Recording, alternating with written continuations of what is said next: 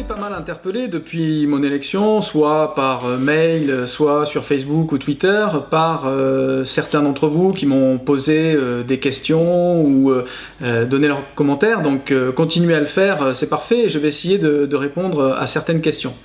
En particulier, j'avais une question de Christelle sur la répartition du temps de présence dans l'hémicycle et en commission. Alors c'est vrai qu'il faut savoir qu'à l'Assemblée nationale, nous sommes souvent dans l'hémicycle, mais le gros du travail se fait en commission.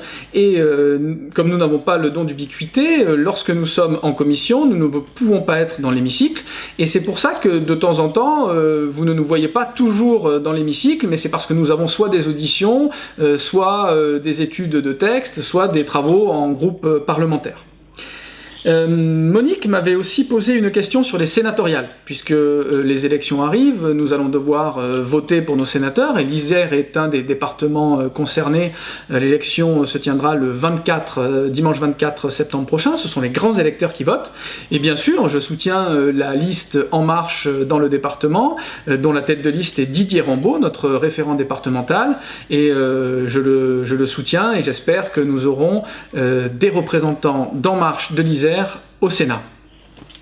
J'ai ensuite une question de Jean-Marc qui m'interroge sur le fait que n'apparaît pas dans la loi de moralisation que nous avons faite le non-cumul à 3 mandats maximum dans le temps.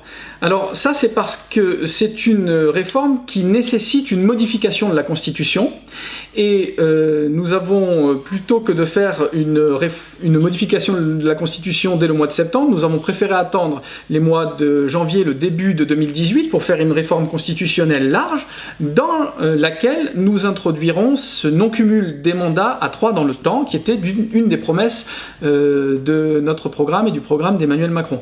Je veux dire aussi que je soutiendrai l'initiative de François de Rugy, qui souhaite réformer la retraite des parlementaires et qui souhaite l'aligner sur le régime général. Et nous allons proposer durant le mandat une réforme profonde des retraites et des régimes spéciaux de retraite. Et il est bien normal que nous-mêmes parlementaires, nous commencions à nous l'appliquer à nous-mêmes.